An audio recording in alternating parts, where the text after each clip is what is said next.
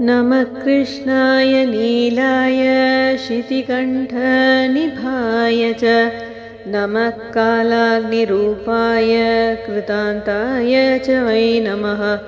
नमो निर्मांसदेहाय दीर्घश्मश्रुजटाय च नमो विशालनेत्राय शुष्कोदरभयाकृते नमः पुष्कलगात्राय स्थूलरोम्नेथ वै नमः। नमो दीर्घाय शुष्काय कालदंष्ट्र नमोऽस्तु ते। नमस्ते कोटराक्षाय दुर्निरीक्ष्याय वै नमः। नमो घोराय रौद्राय भीषणाय कपालिने नमस्ते सर्वभक्षाय बलिमुख नमोऽस्तु ते। सूर्यपुत्र नमोऽस्तु ते भास्करे भयदाय च।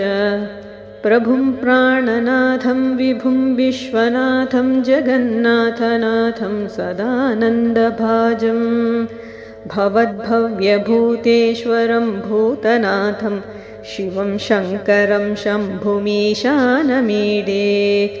गले रुण्डमालं तनौ सर्पजालं महाकालकालं गणेशाधिपालं जटाजूटगङ्गोतरङ्गैर्विशिष्यं शिवं शङ्करं शम्भुमीशानमीढे।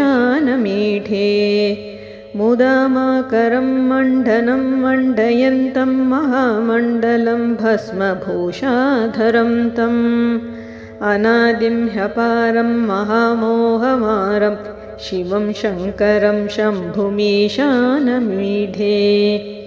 तटाधो निवासं महाट्टहासं महापापनाशं सदा सुप्रकाशं गिरीशं गणेशं सुरेशं महेशं शिवं शङ्करं शम्भुमीशानमीढे।